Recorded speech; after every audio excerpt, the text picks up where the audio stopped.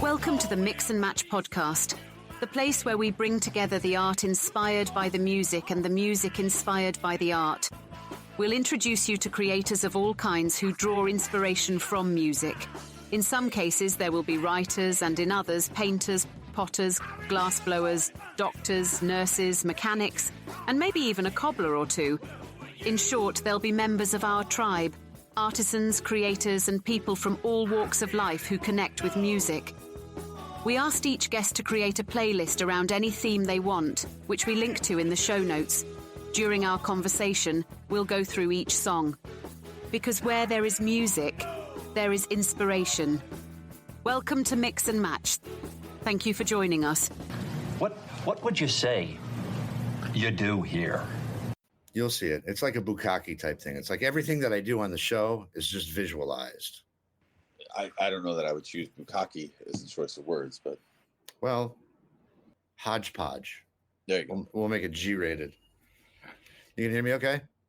Yeah, I can hear you perfectly. All right. Welcome, Brendan, to the Mix and Match podcast. I'm your host, Keith R. Higgins. Thank you for having me today, Keith R. Higgins. In the spirit of transparency, Brendan and I know each other. We used to work together. We are friends with one another.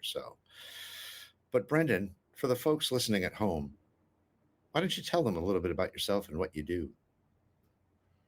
Somehow ended up in software working for TV and radio networks. Not where I thought I'd end up. I always thought I'd be a creative person, creating like pro. But it is what it is. You need a job. It's kind of how I ended up here. But I always had a fascination with, TV, movies, music as a kid. The creativity that went into it, because growing up as a true 80s kid, it was all visual for me. So it was like very heavy rotation that influenced actually some of the music that I chose from my list. And, just probably some of my musical tastes for sure were driven by. You just blacked out there. Now I can't hear you.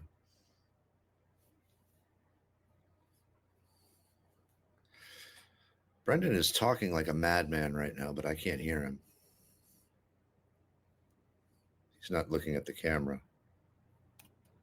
Brendan, I can't hear you. And we're back! Sorry about that, man. One of my closest friends from high school, his mom had been sick, and we got word that she wasn't doing too hot, and just got word that she did actually pass. So that sucks. Yeah, so I'll be probably heading to Florida in the next couple of days. And it's also technically my sister-in-law's mom, because it's Amy's brother's wife. It's her mom too. So. What do you mean technically? That actually would be. Yeah.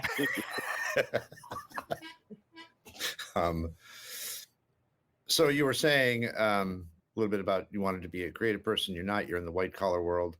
But you are creative to a certain extent. You're creating problems, that much I know. This is true. It's what I like to do. The boredom of every day, you got to do something to make it a little exciting, Yeah. One of the things we first bonded over was music. Mm-hmm. We both had a like for music. Do you recall that moment when you had that aha? It's like, this is more than just something that's playing in the background. There's actually a message here. There's some structure. I guess what I'm asking is, when did you realize it had significance to you? I think it was early on. I don't think I realized the true significance until I got a little bit older. But early on, again, saying like growing up in the 80s and being very digitally, influenced by MTV and movies and things, because every movie in the 80s had a soundtrack, and there was, you know, some good, some bad. You know, and it, you know, music kind of like, you could feel the music, you could feel how it could change emotion, it could change, you know, it could change a room. You know, you could see how like people could get very happy, how people could get very sad when they hear a song. You know, riding cars with my mom. My mom had like a weird, not a weird, you know, I shouldn't say that because I hate when people like kind of yuck your yum when it comes to your musical tastes, right? Like, but she was driving me to the, you know, doctors or school or sports or whatever, and she'd be listening to Edith Piaf on the tape deck. You know, That's weird. my mom didn't understand a lick of French, but Yeah. she appreciated and loved the sound. And I think that was kind of where I got that a little bit from, whereas that she didn't understand it. She didn't know the lyrics, but it's just the beauty that, and you know what, when I hear it now, it makes me think about my mom, but I also say, well, you know, actually it is actually very beautiful to listen to.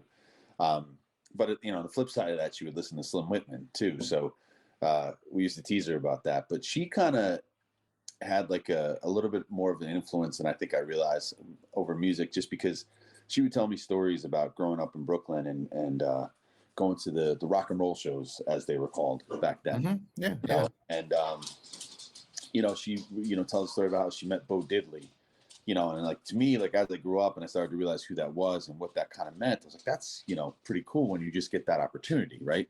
Right. So, and then, you know, again, it was like in the 80s, you're driving around in cars. My brother and sister are, you know, 12 and 11 years older than me. So, you know, I depended on rides from them or just to tag along, you know, and I get in one car with my brother and he's listening to like AC/DC and Judas Priest. And I get in the car with my sister and she's listening to Bryan Adams and REO Speedwagon. And, you know, so it was like, I had such like a variety of music around me. And Did again, your siblings influence you at all? Did they say things like, "Oh, Brandon, you got to hear this song"? you know what? No, and you know, I was going to talk about that later because I was thinking about it. One of my closest friends is a big into music, but he's a little bit more into like, you know, I would say like alternative and like punk music and things that you just don't necessarily have free access to, right? Or that it's readily available.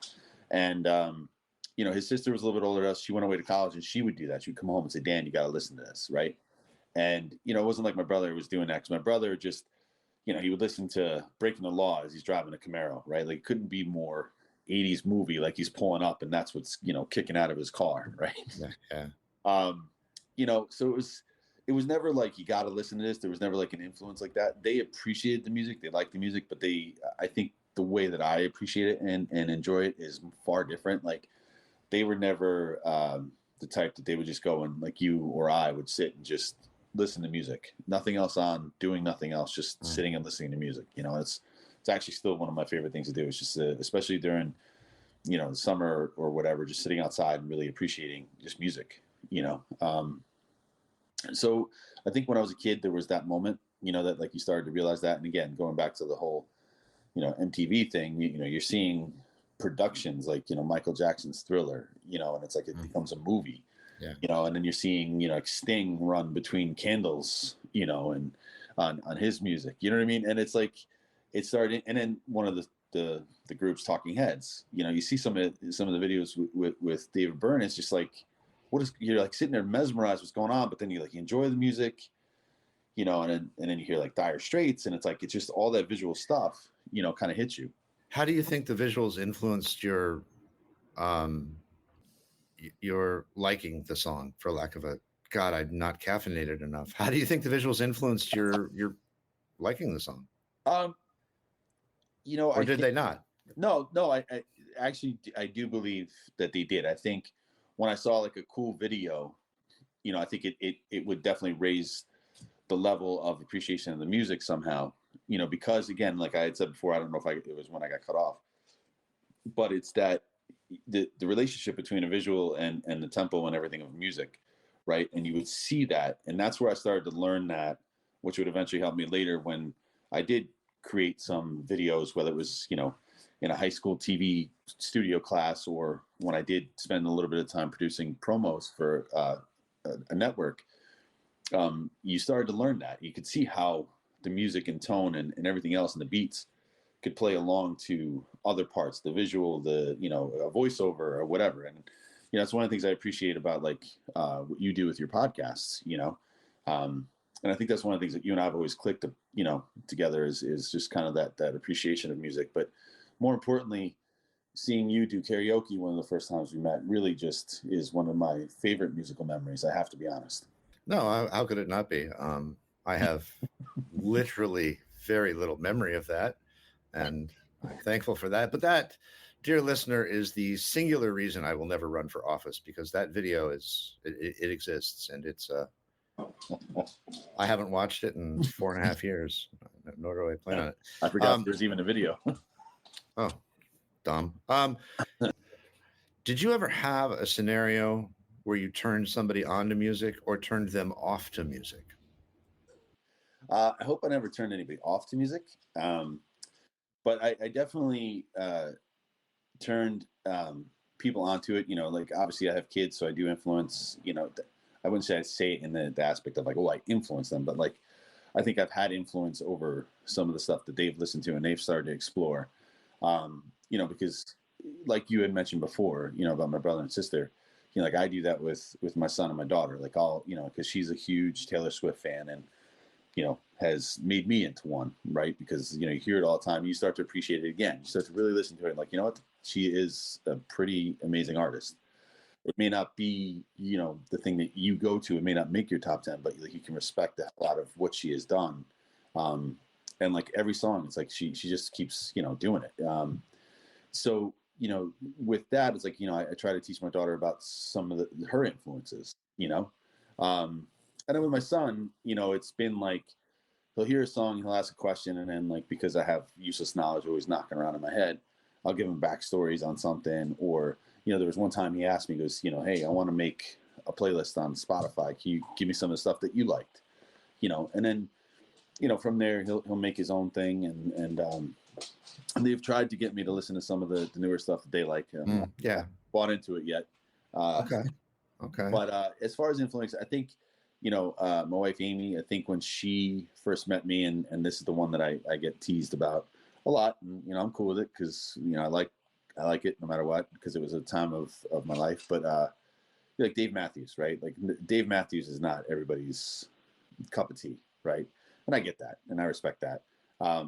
Just like, the Grateful Dead may not have been everybody's, or Fish or whoever, but like you appreciate and respect that people do, like that music. And she didn't know much about him, and then she started listening to him, and I think she's actually become a bigger fan of him than me. And then the flip side of that is she, did the same with like Fleetwood Mac. Like I always knew Fleetwood Mac, but she grew up on it. It's her favorite band. It's what her dad would crank, as she tells stories. Her dad would just turn the stereo up as loud as he could when he was playing Fleetwood Mac, and they would dance around. And I started to have more of appreciation for Fleetwood Mac because of her. Like I said, I always appreciated it, but then I started to learn more about them. I started to kind of go a little bit deeper on it. Yeah. Have you ever gotten in trouble for listening to music? Yeah, I did. In when I was around second or third grade, talking about a visual, right? The Quiet Riot video was, a big deal. And again, I think I was in second or third grade, and I lived in a stereotypical suburban neighborhood, suburbs of Chicago, and had like the little boombox, and I went over to my friend's house, and his mom stopped us at the door and said, what is this music you're bringing in? And I was polite and respectful, and she said, absolutely not. She said, I think you should go home, because they were a very religious family, and they may have had certain beliefs at the time. And it was during that period where I think there was that people thought it was gonna turn my kid into evil. So it kind of like took me back, because I didn't have those same restrictions. And I also remember like me and like 4 or 5 other guys listening in my backyard, tucked around the corner of my house, listening to NWA when it first came out. Right. Kind of like, oh, we're gonna get in trouble if our parents hear this. Well, what were you listening to that she wouldn't allow you in the house? Come on, Feel the Noise. I'm sorry, I missed that. Okay, yeah, it was Quiet Riot. So it happened to be like that video was out, the song came out. I swiped it from my brother, we ran over there because it was like one of those songs where like, it was a fun, like just kind of, song especially when you're in second grade, this is awesome, Yeah. So yeah, she had her feeling about it, and respected it, but kind of like made me think about it too, like almost like the whole kind of restriction of not being able to listen to something, right? And it's like also coincided with, like, I think it was a year later the movie Footloose came out, and it actually made me think of that family, like, oh, they're probably not allowed to dance, they're probably not allowed to listen to rock and roll, so it kind of sucked in a way, because you realize, like, it to me it was like I didn't know at the time, right? But you think back to it, and it's art, right? It's an expression of art. It's I mean, was there a lot of deep meaning behind Quiet Riot songs? Probably not, right? But No. I think it was the imagery, it was everything else they portrayed. That was, the message was, I think people were afraid of what they didn't know, right? And they couldn't just appreciate the fun that it really was.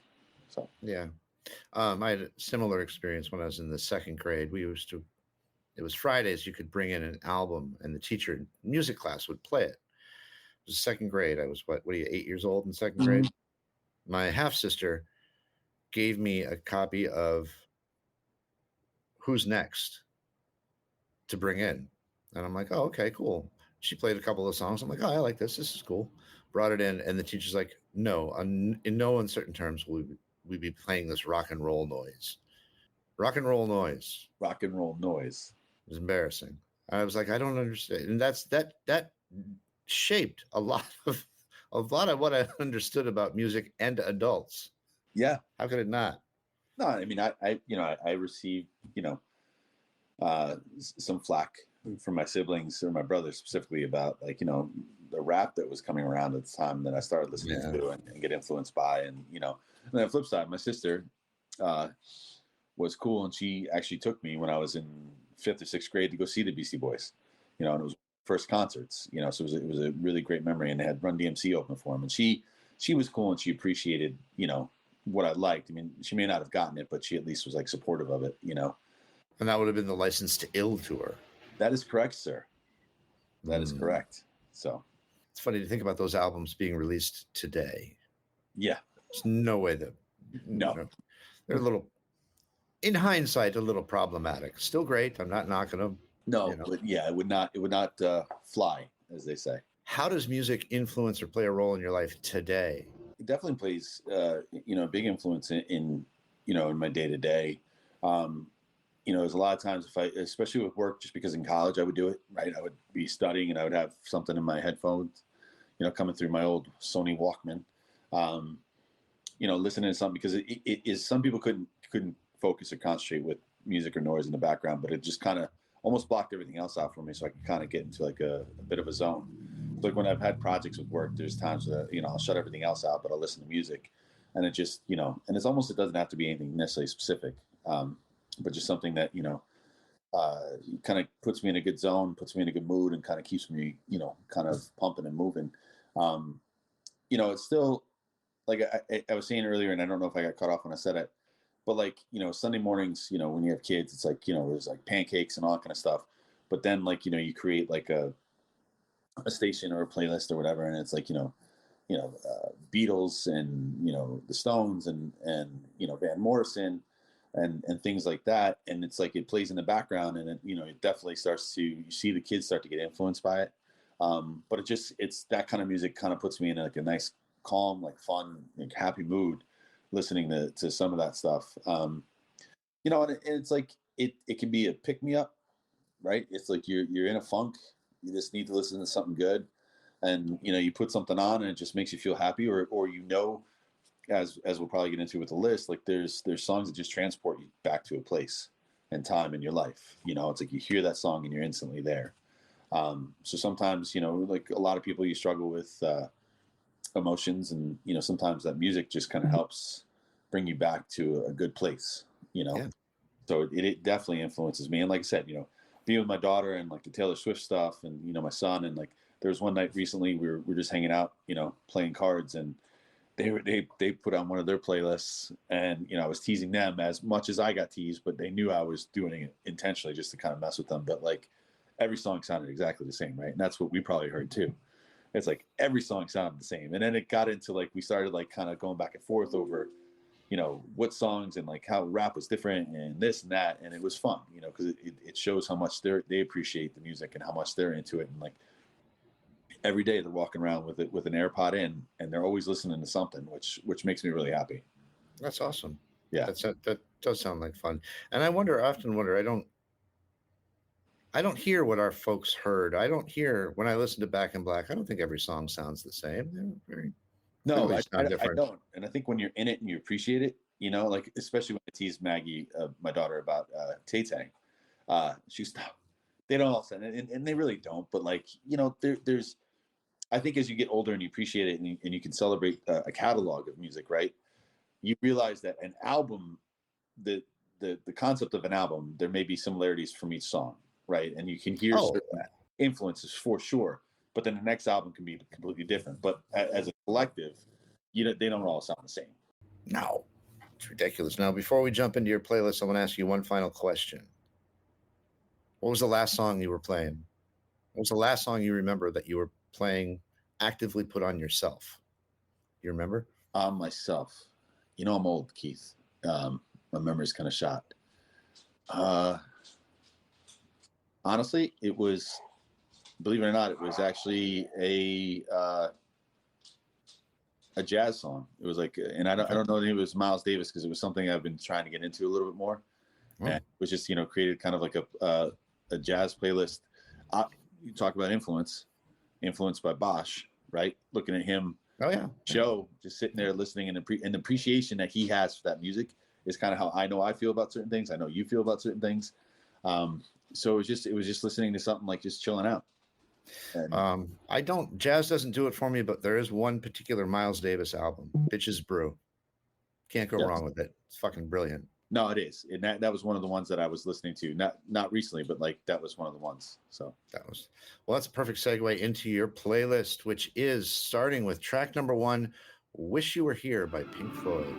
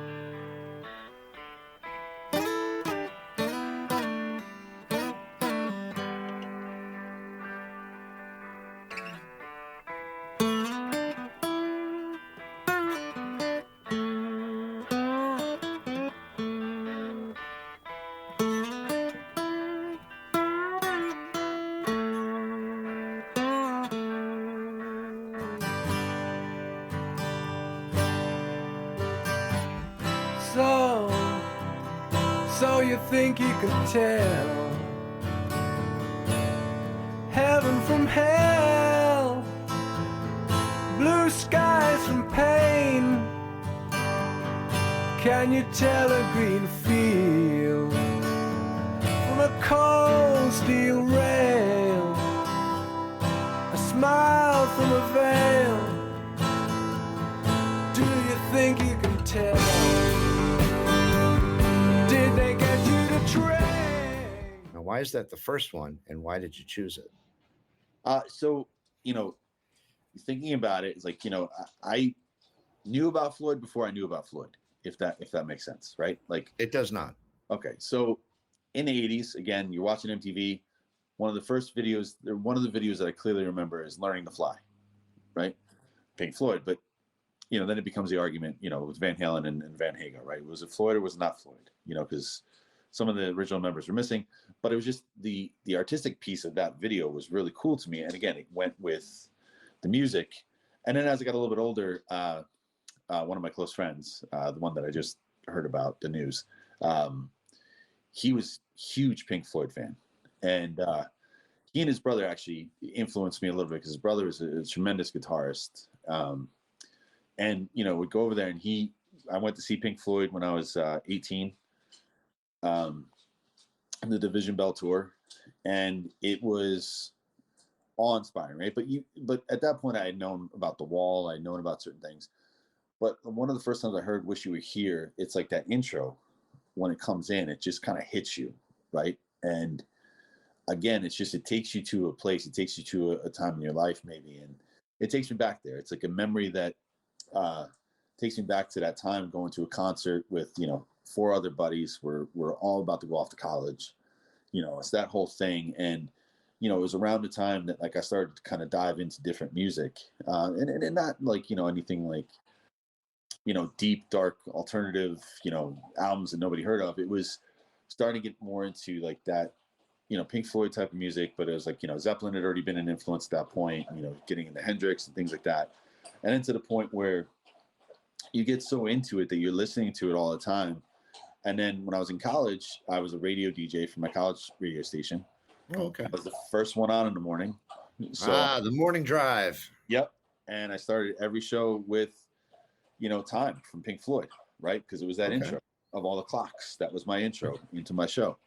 You know, and I did all the stuff. I watched The Wizard of Oz and you know, timed it up with the album, and, you know, just got all into it. But that song, it's just, that's still you know, I told you, like, the list is not necessarily in order, but that is still my number one song. Just that intro hits, and it's, my kids will make fun of me.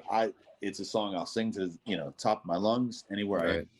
And then, like, if anybody talks to me, it's like the hand goes up. I'm like, just give me my moment, you know, let me be in the moment. Let me be with the song.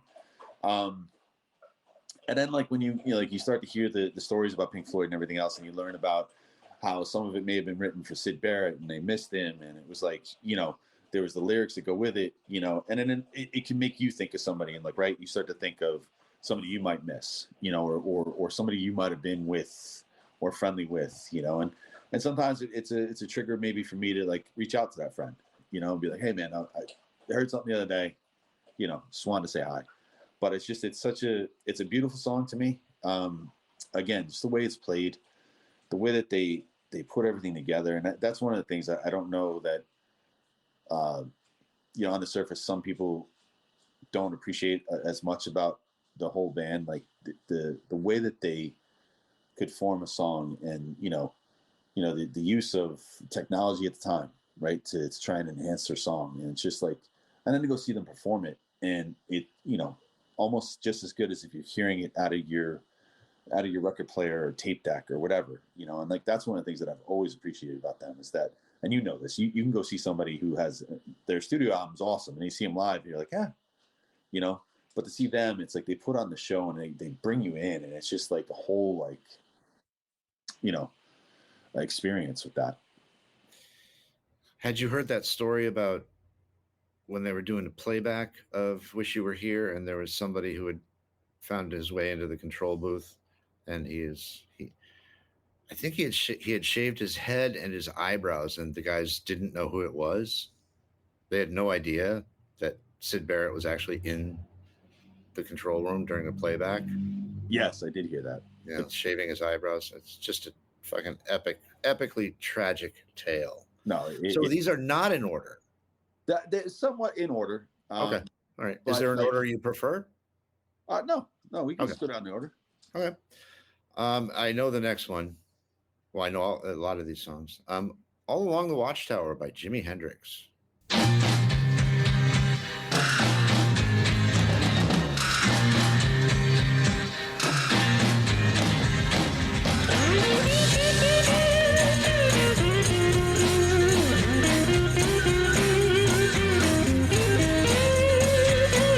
There must be some kind of way out of here.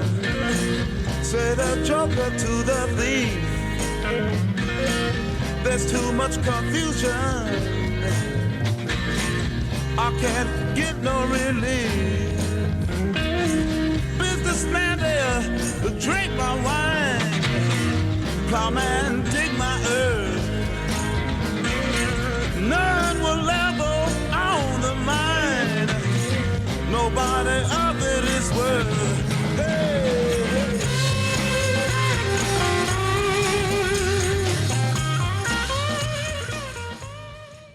hey. Hendrix is, by far probably my favorite artist of all time.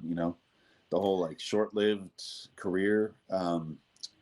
But where I live, as you know, is not too far from where said Watchtower is. I had no idea. The Watchtower is up in like the New Paltz area. Yeah. Had no idea. And Bob Dylan, who was in Woodstock and everything else, had written the song originally, right? And then Jimmy performed Jimmy's version. And I remember hearing it, somewhere. It was probably on like classic rock radio. And I was just like, that again, it's like the intro just gets you, And, I was listening to it, and I went out and got the cassette because I had a sweet 1985 Ford Tempo. And I spent my graduation money on putting a nice radio in the car, Nice. And Like you do. Yeah, this is what you do when you're 18 in 1994.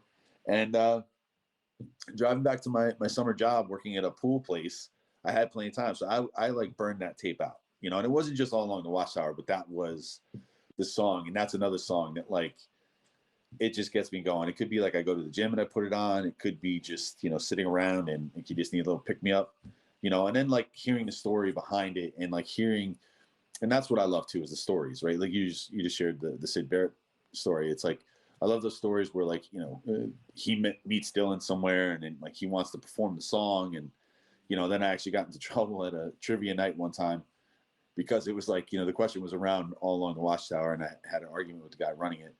Because, at that point I had read probably 2 or 3 books on Jimmy. I'd seen like any documentary that was out there about him, and we got into like, it came down to like who released it first technically. And I think it was Jimmy actually released it first, was what he was saying, which I think when I looked it up, it was true. So I think I got, I owed him an apology is what it came down.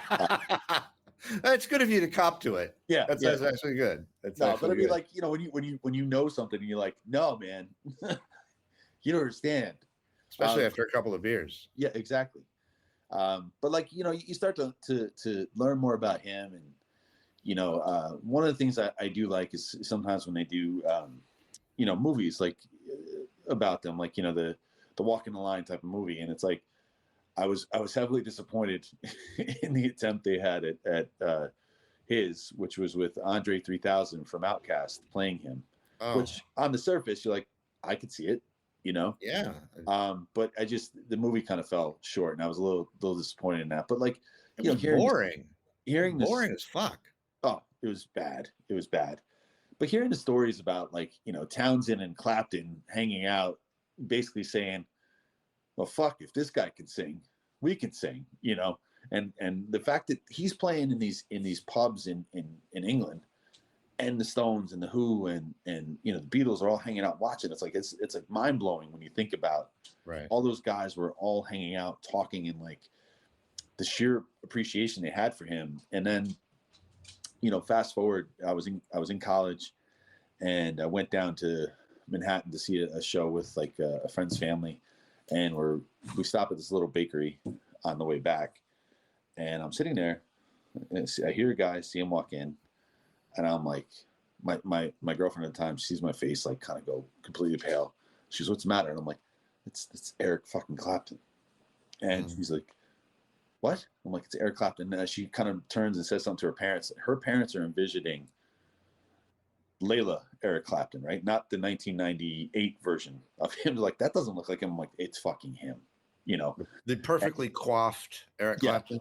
Yeah. And I finally worked up the courage. I gotta ask him, right?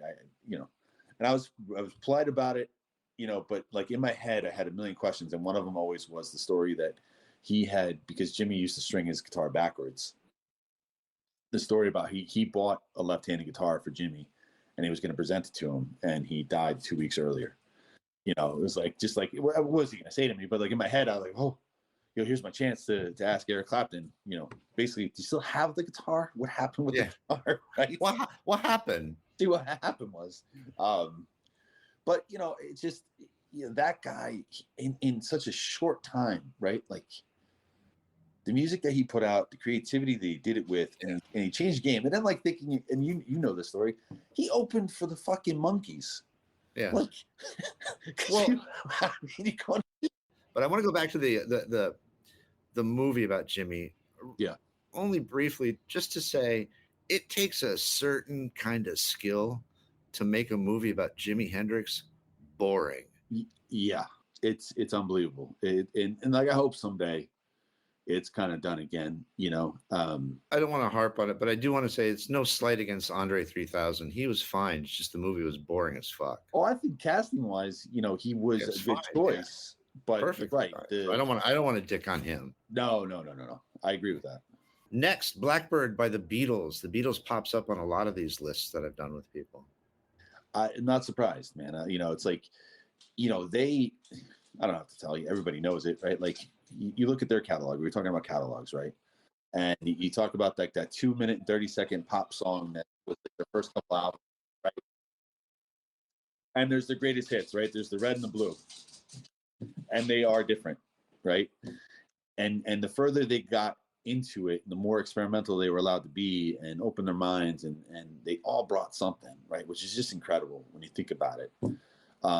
But there's something so simple and sweet about Blackbird that it's such a beautiful song, that again, it's like you could be driving the car, it comes on, and it's just like all of a sudden the entirety of the song will go by. You don't even realize how many miles you've driven, right? Because you just get caught up in the song and the beauty and the simplicity of it, right?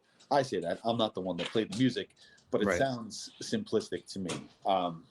And it's just a sweet song, and you think about all their other songs, right? Yeah, Yellow Submarine and so many other ones. It's like, it could be a little bit more hokey.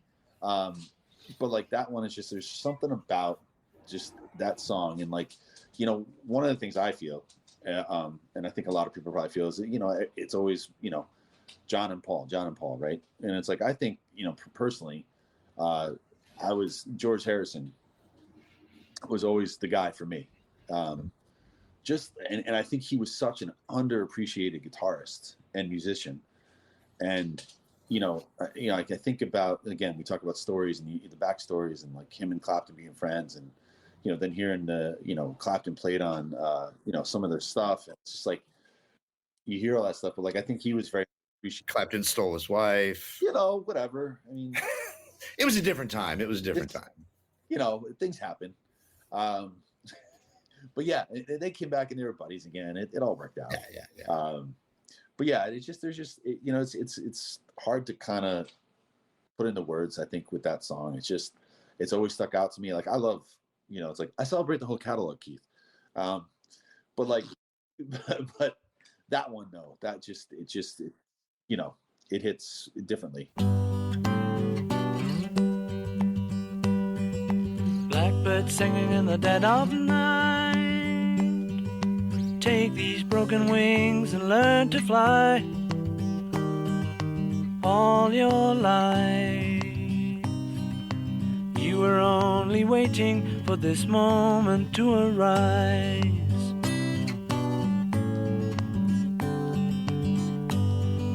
Blackbird singing in the dead of night.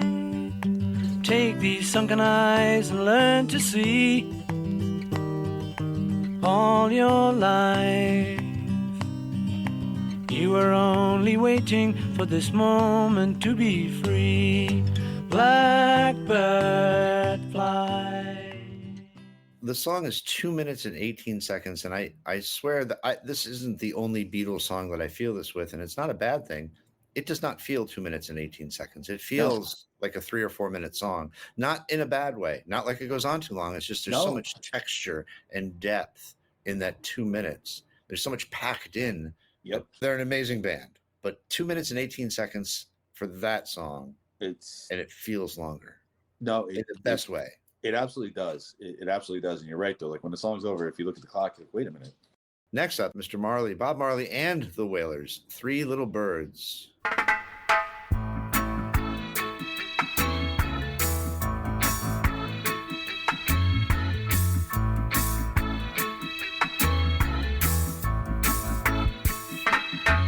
Don't worry about a thing,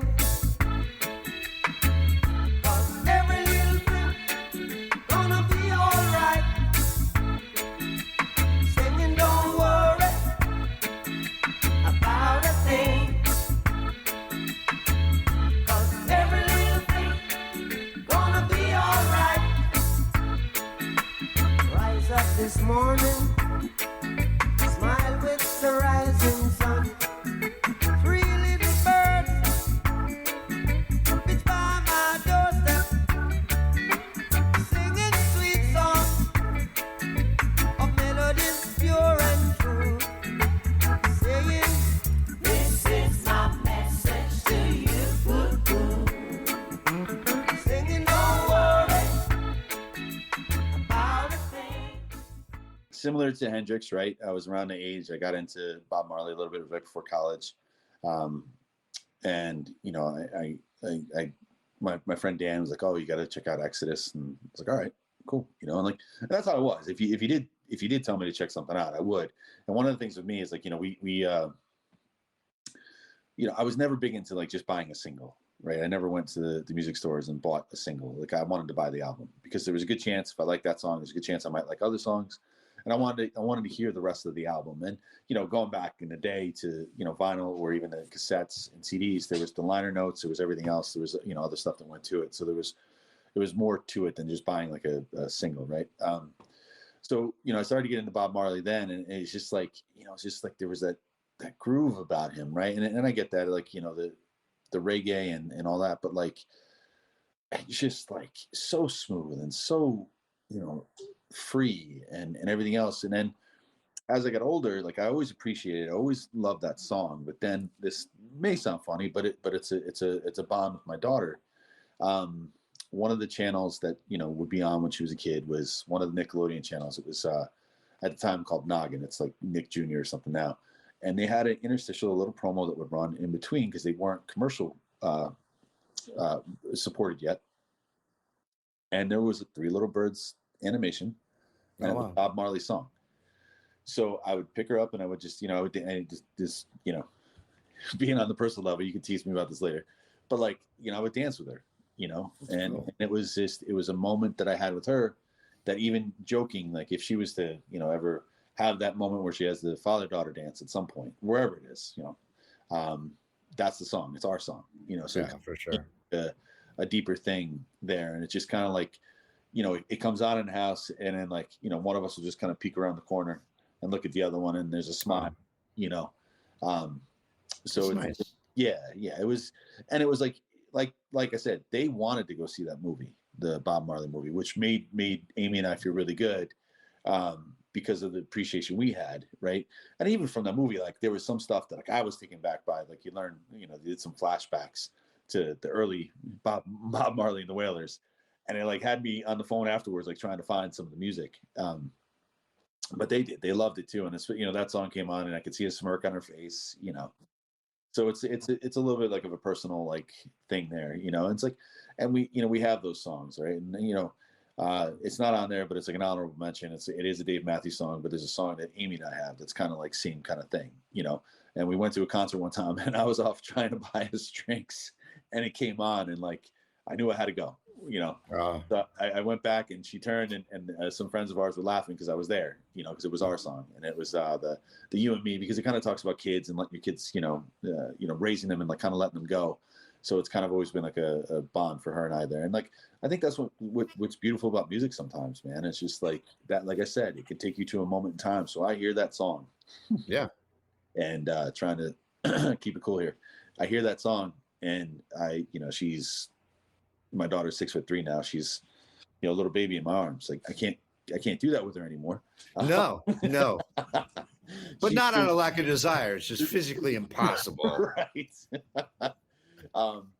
But yeah, I mean, it's that moment, and just, you know, I could see her little smile, and, you know, And it was a great time. Not that it has been other great times, but it was a great time in like our little family's life, of happiness and stuff like that. So it's a special song for sure. For real, I just got goosebumps. That's really sweet. Yeah, thank you. And well, you jerk us forward now from Bob Marley to "Just Breathe" by Pearl Jam, which is a slower Pearl Jam song, but it still brings us up to at least the aughts.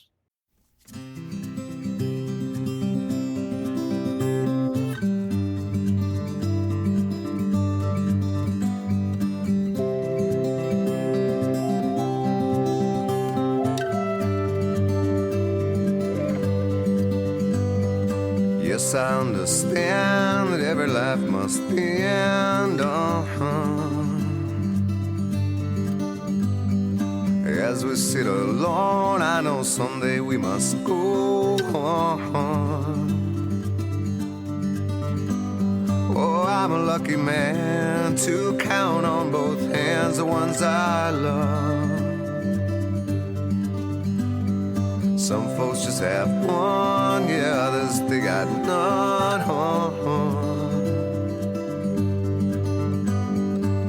Stay with me,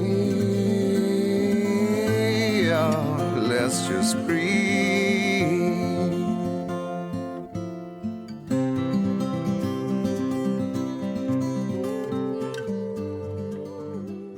Just Breathe is again, it's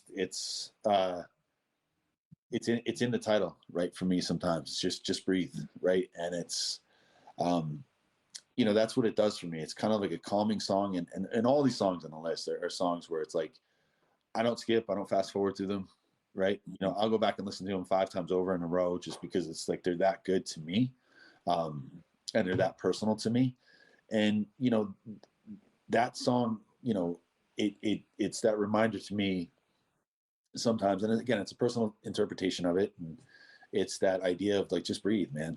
Just take a moment, and for that, it's like taking that moment, appreciating the song, appreciating the way that Eddie, sings it and delivers it.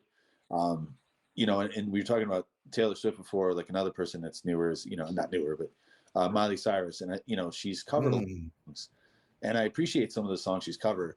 That one I was not a fan of. Like she did cover the song. And it's just like, there's certain ways that like sometimes the originals, the way the note is delivered, just like that's what gets you.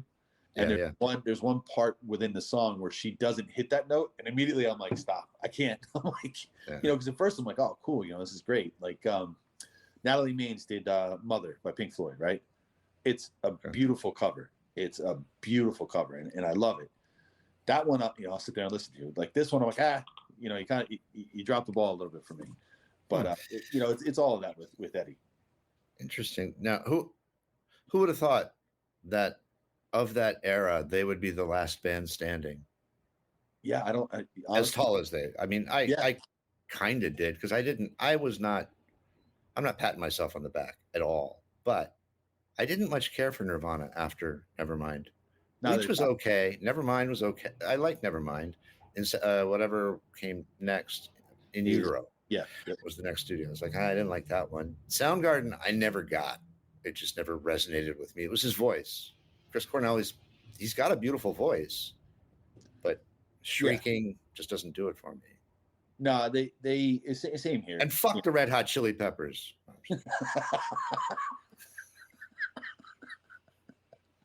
Why don't you tell us how you really feel, Keith? It's the weirdest thing. I don't know if it was you. I think I was talking to you about it. It's like, I don't like the Red Hot Chili Peppers. Well, I like Chad Smith. He seems like a solid guy. John Frusciante is a fantastic guitar player. And Flea seems like a cool guy. So I really like the Red Hot Chili Peppers. It's just Anthony Kiedis I don't like. He seems like an asshole. Yeah, I can get that. I can totally get behind that. I love Pearl Jam. Always will. No, they're fantastic. And, I have not had the pleasure of seeing it. I did have a chance like 15 years ago, and it was like a last minute thing, and I just couldn't get it to go. But like they are definitely somebody I would like to see, for sure. Yeah, that's a must. That's a must see.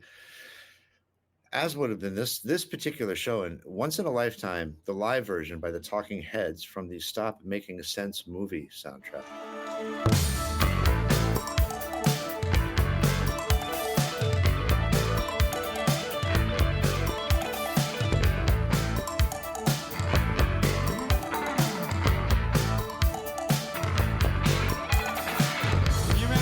yourself living in a shotgun shack. You may find yourself in another part of the world. You may find yourself behind the wheel of a large automobile. You may find yourself in a beautiful house with a beautiful wife. You may ask yourself, well, how did I get here? Letting the days go by, let the water hold me down. Letting the days go by, water flowing underground into the blue again. After the money's gone, once in a lifetime, water flowing underground. You may ask yourself, how do I work this? You may ask yourself, where is that large automobile? You may tell yourself, this is not my beautiful house. You may tell yourself, this is not my beautiful wife. Letting the days go by, let the water hold me down. Letting the days go by. It is the best concert movie, in my humble opinion. Yeah, it's great.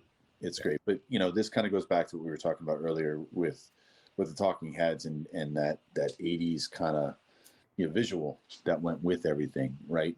Yeah. But just again, some of the music, that they even Psycho Killer, right? Like you wouldn't think it, but it's a great song, right? It's a great song by itself.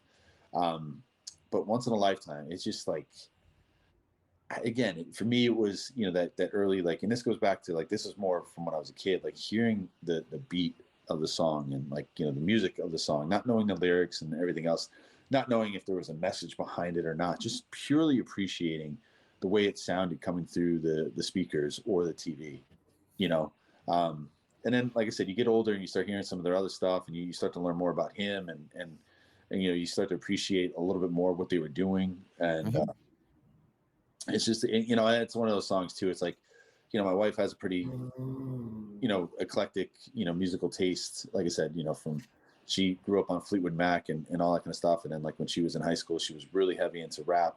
But there's just sometimes some music will come on and she surprised me. And this is one that we kind of agree on. Talking Heads, she loves because her dad played it too. Her dad was really into it. So there's a connection there for her. But it's just, I can't say more about it. It's just, it was a time in the life, and it's just, it takes me back there because that was a period as a kid that was a really happy time, right, for me. And I'm in that living room watching it, on the big ass box furniture piece that we had that was a TV, right, and then watching it for the time that it was on, and then who knew what was coming out next, back then. And it was if you stopped and listened to it, because I think that's part of it too, right? We couldn't skip anything when we were listening to stuff on the radio or TV. It wasn't we could pause it or skip it or anything, so when you got the chance, you froze and you enjoyed every second of it, right? And you were kind of upset when it was over because you knew whatever playlist or rotation they had going, it was going to be a couple hours before you saw the song again, or heard it again. So yeah. Did you have those friends? You could skip, but skipping required a little bit of effort. If you wanted to skip on a record, you had to get up, lift the needle, move it, make sure you drop it in the right place. If you go too fast, you got to do it again. Same thing with the tape, you got to fast forward it. Invariably, your buddy would be like, just let it play, bro. Just let it play. No, I want to hear this song. Oh. And then 8 tracks. Forget about it. I don't even know how those songs worked. That was yeah. Those I remember them enough. I was young, old enough to remember them. But I think they were streaming of that era because you were locked in. You couldn't fast forward. You're right. No, but you hit a point it, and we tease my wife about it because we call her the Mad Skipper because listen to something, she's like, skip and stop, don't skip. So that's why we splurged. You got the unlimited Spotify, and now you can skip as many times as you want, and you won't get stopped. But I remember in college, my mom was kind of cool. She wasn't a big fan of partying and drinking and stuff. But New Year's, she kind of had a deal. Hey, you could do it here, but everybody stays here, right? All your buddies give me the keys. They can all crash here. I'll make food. She actually bought the beer, which was kind of cool. And I had you probably remember it was when the disc players came out and there was a multi-disc player. and I'd put on like, 5 or 6 discs, whatever it held. And it was all music, CDs of stuff that we all liked that were at the party. And I would just hit shuffle, man, and like, let it go. It used to drive me insane when people would stop it. They would go find another song. I'm like, just let the music play. The song's going to come on. I'm like, just let it play, man. It's just supposed to be in the background right now. Just like, it's good music. Just enjoy it. Stop skipping people's songs, And you're right about the needle, because I also worked as a DJ in a bar when I was in college. And I had some records that they had that I would use, right? So I'd walk in with like all the CDs and cassettes, and they had some records, and there I am with like the one thing on, trying to find the right spot on the record. And then sometimes we would start playing, and then like the DJ that worked the night before scratched it. So then the song was skipping. And, when you work at a college bar that's a mix of college kids and townies, you don't want the piano man to skip at 1:30 in the morning, because they're not fans of that. So, no.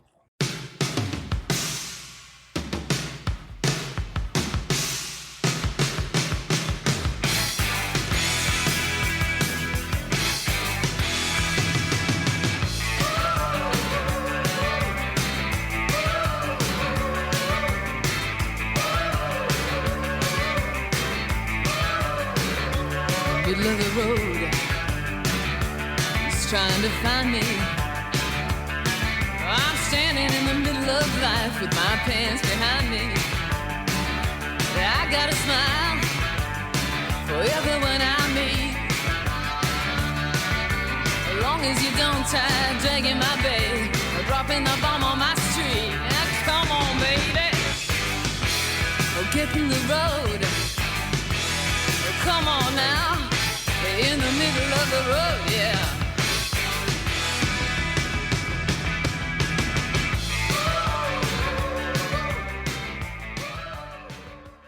Middle of the Road by the Pretenders, a personal favorite. She was just amazing to me. And she still is. She's not deep. No, yes. I shouldn't say it is in the past tense, but she just, like, she was a badass. She's a badass. That's what I was getting to, right? Yep. Like, you're growing up, and like most of the female artists in that time tended to be more poppy female artists, right? Like, late 70s, you had Stevie Nicks, right? And then, you had a bunch of like Janis Joplin before that, and you had Heart, and like, but then like, most of it during the time was like Madonna and things like that. And it's like, she and like Joan Jett just always stuck out to me, right? Like, they were just fucking awesome, right? And just to watch her, like, again, the visual piece, like, watch her sing that song, and it was almost like she had that look on her face, like, squinted eyes, and like but just the song, man, it's just like, it's such a great song. It's just like it like, you hear it, and like, you just kind of like, you start moving to it a little bit, and you get into it, and like, again, it's because I can relate everything to that visual of seeing it. It's just like, it takes you right there, and I love the Pretenders, and I think they're underappreciated, to be honest. For sure. I think my feeling about Chrissie Hynde is she's, for me, the ideal woman, because you want to be intimate with her, but you also know you can hang out with her. Exactly. Yes, 1000%, dude. And that's why I, even with Joan Jett, right? To a certain extent, you can hang out with her. But like, you're like, I want to go get drunk with you right now. Like, let's go to the bar. Like, you and I have done a time or two. Just go sit there. What was the Fiddler or the Grasshopper? What was the place that we used to go to? Oh God, I think it was Grasshopper. Where I think we just like served ourselves. We had been, yes. That's a story for another podcast. Another podcast. Drinking with course, Keith and Brendan. What? Oh God, that was my first podcast, Cocktails. That's right. That was never to be repeated again by any sane individual. Next up is Hot for Teacher by the Mighty Van Halen.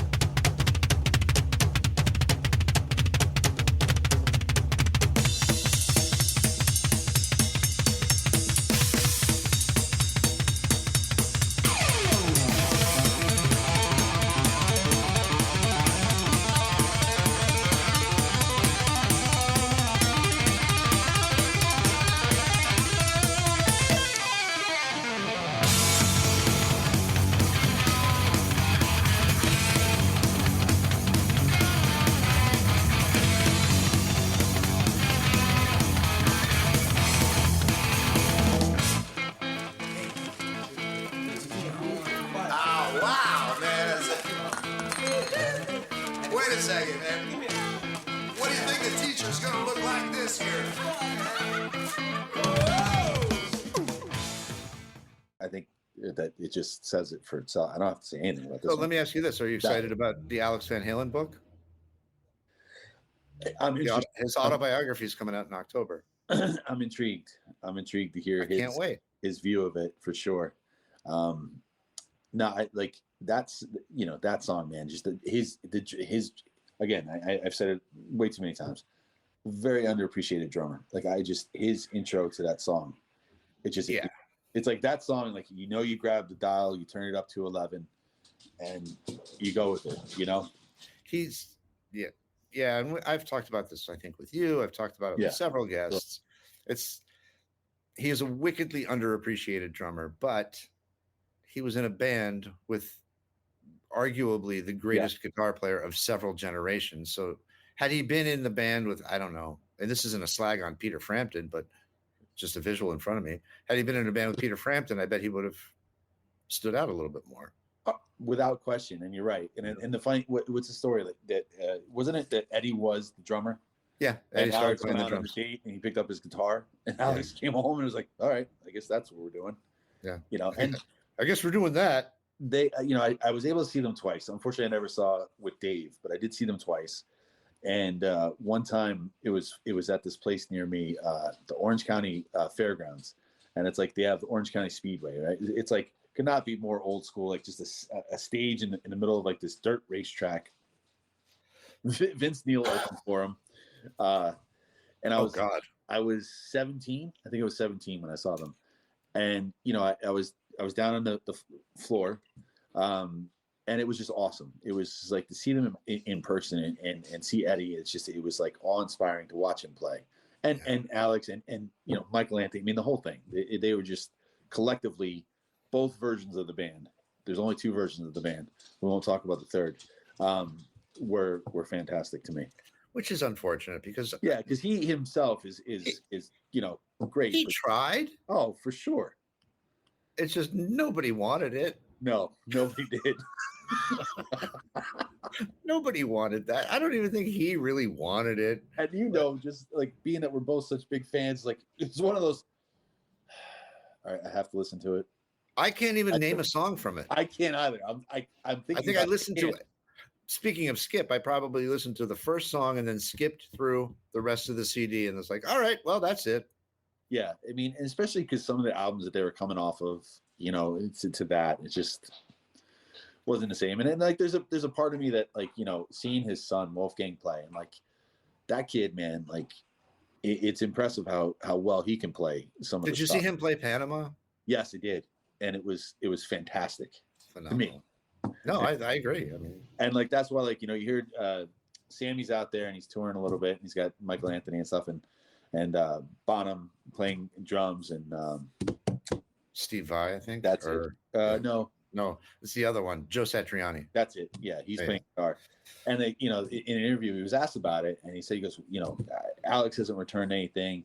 And like, there's part of me, I think they would go, because I think Wolfgang would be down for it to go and at least play like a tribute show or something. Like I don't expect him to tour. I could see, I don't know. We'll find out. I'm sure he'll do press and interviews for the book. And I could see a one-off show. It would be nice if they would do one in Los Angeles, one in New York, and one in Chicago, cover the bases. Absolutely. And maybe one in Miami, one in the South,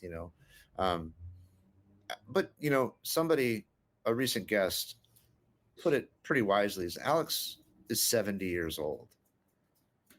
To play those drums the way he did at 40 would have been 50, 60, but at 70, that's going to be a bitch to do it for an epic tour.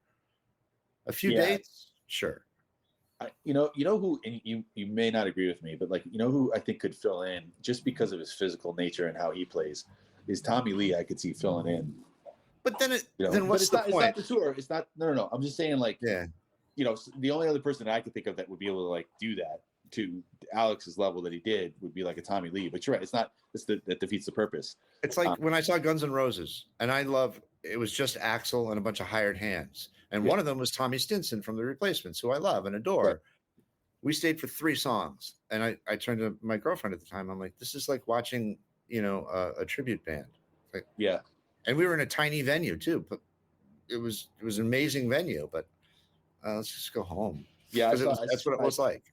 I saw them last summer, and even though they, Slash was back and all that, they still, a little bit of the luster was gone on that for sure. For sure. Next up is Root Down by the Beastie Boys. That's a record.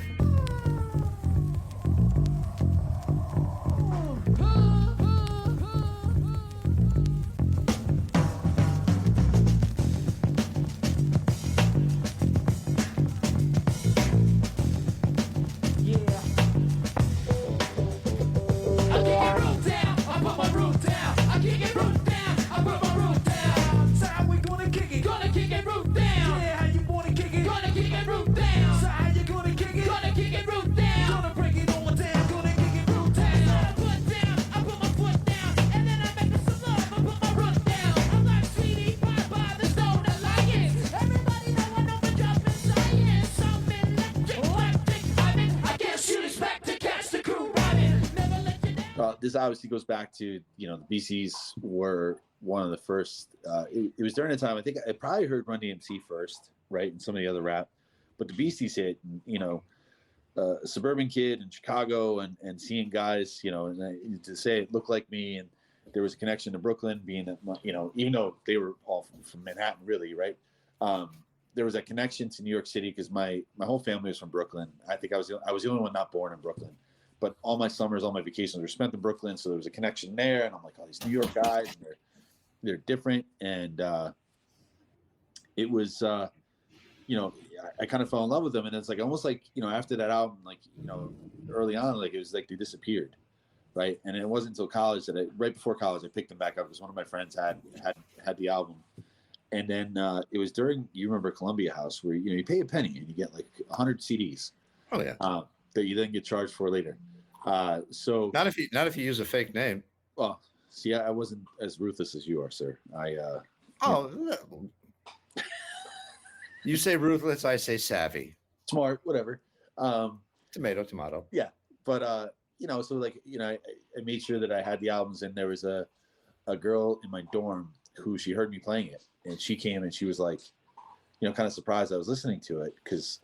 And then I was looking at it like I'm surprised that a girl likes what I'm listening to, and it's the Beastie Boys, And then I remember going watch. She was a volleyball player. I went, all of us went because we were all friends and watched her play, and they were singing some lyrics from the Beastie Boys on the sideline of this volleyball court, in between plays, and it was just there was a newer appreciation. And like in between class in 1994, what was I doing? I didn't have cable in my room. We barely got a signal where I was going to school for TV, but you had your music. Yeah. And that's where that music appreciation grew because the dorm I lived in, it was two people to a room, and you're on this floor, and it was like split. Half the floor was women, half the floor was guys, and you heard so much different music coming out of everybody's room. Like my roommate, my freshman year was big and it was funny. I remember calling him over the summer saying, we were like, oh, what kind of music are you into? He goes, oh, I'm into country. I'm like, where are you from? He goes, Watertown, New York. And I'm trying to figure out why does he have a country accent, like a southern accent, when he's from Watertown, New York, which is up, by the Canadian border kind of. But he was heavy in the country, and like we used to get these discussions, and I think it was Hank Williams. He was Hank Williams could write a song in 30 seconds, and then I would tease him. I'm like, yeah, and you know what? It sounds like he wrote it in 30 seconds. But he started to kind of come around to some of the music I was listening to, and I did have like a little bit of appreciation for what he was listening to. That wasn't my cup of tea, but I appreciate it. But that was the beauty about being in college is being introduced to so many different musical tastes, right? Yeah.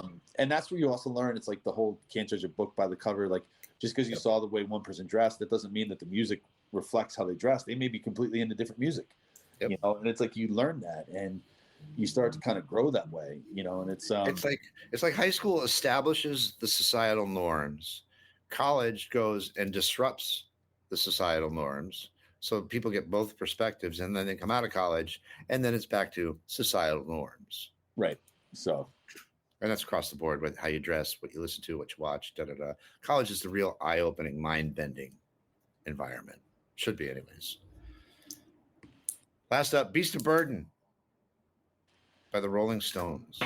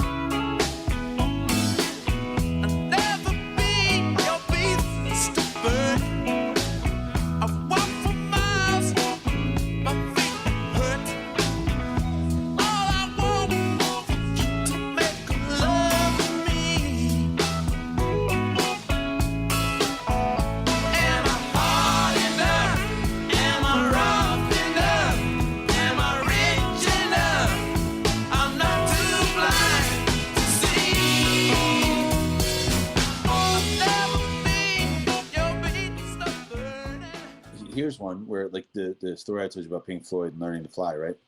You know, it's like some of the Stones that I heard that I was introduced to was probably their 80s stuff, right, as a kid. And then learning who Mick Jagger was and seeing him dance with David Bowie. That was like the early, like...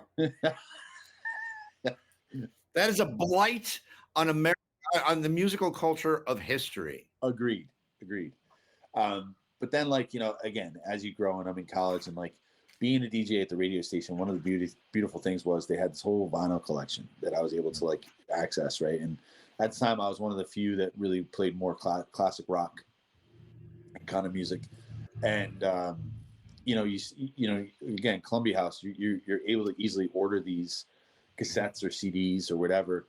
And then there was a music store in our town that I would go to in the college that I went to because of trying to get stuff. You know, you get requests at the bar or whatever, and you start going. And it was one of the first places that was reselling stuff. Like you can go and sell your old stuff. So that's where I started to collect a lot of things. So like some of it was like the Rolling Stones. And again, that same friend who had the appreciation for Pink Floyd loved the Stones as well. So, you know, I was able to borrow some of his stuff like over breaks and things and, you know, like copy it over and have a cassette. And like with them, it's just like, you know, we've joked about them, you know, about going to see them in concert now, right? Like, but they just were different, right? For that era, we talked about the Beatles, right? And they're coming up behind the Beatles, kind of, right? And they're not the Beatles. They didn't want to be the fucking Beatles, right? They wanted to be their own thing, and they were. And they're that heavy blues influence, right? And like, I mean, for the love of God, Keith Richards, just look at the man. Just look at him. Like, it's amazing. He is absolutely amazing. And, you know, the drums and you know, Ronnie Wood, and like, you know, just the whole collection. It's like, at one point, it really does look like like zombies up there. But God damn it, like they were fantastic, you know? Mm-hmm. And this song is just, again, it's a song that I have the connection with you know, where it comes on and like, you know, Amy sings it too. And it's just like, you can't go wrong with it, really. I mean, you know, a lot of their music, I love a lot of the music and, you know, appreciation for it. But some of their older stuff, like some of the, you know, just, it's so great. And it's one of those things, like you and I said, like, you know, we were just talking about Alex Van Halen playing at, you know, 70 years old. Sometimes you're better off maybe not seeing it, right? Mm-hmm. That's one I wish I could have seen. I will say this about Beast of Burden. It was released, you know, I think it was 79 at the height of the disco craze, and it somehow is danceable without losing its rock and roll ability. Yeah, I never thought about it, but now that you put it in that kind of, you're absolutely right. Yeah. It is. Yeah. It's just like, and then there's, you know, there's a local restaurant that, you know, one of the things I ordered from there is a pizza, and Beast of Burden is what they named it. And like, I love that. I appreciate that, right? But it's just like, you know, you're right. It's a groove. It's not even a dance. It's just a groove to it, right? You just kind of like groove into it. And it's just like, the thing I love about music like that is like, you can go to a show and just kind of be in the moment and appreciate it. And you don't have to be dancing. You don't have to be, you could be sitting down, you could be at a bar, you could be wherever. It's just that song comes on and it's like the eyes can close and you start grooving and immediately the place empties, right, in your mind. And it's just you and that song. And that's what I love about all these songs. And, you know, like there's some other ones I said, like, you know, it hit me yesterday, some Van Morrison stuff that I really love. And it's the same kind of thing that they just come on and like you just transport to like another kind of realm or zone. And it's just you and that music at that moment. And I think that's what's so special about music is that you can make it your own. And it's what's special to you. Right. That's what it's all about. I've taken up way too much of your time. I appreciate it. Thank you for the stories, the playlist. It was awesome. I appreciate you. I appreciate what you do. And I appreciate, you know, the similar love of music that we both have. Thanks. And it's always an absolute pleasure, sir. Keith R. Higgins. And I'm going to go ahead and hit end. Mix and Match was written and produced by Keith R. Higgins. It was recorded at Thunder Love Studio, where it was engineered by Tony Jackson and mixed by Diane Coughlin. A new episode drops every Monday night. Thanks for listening.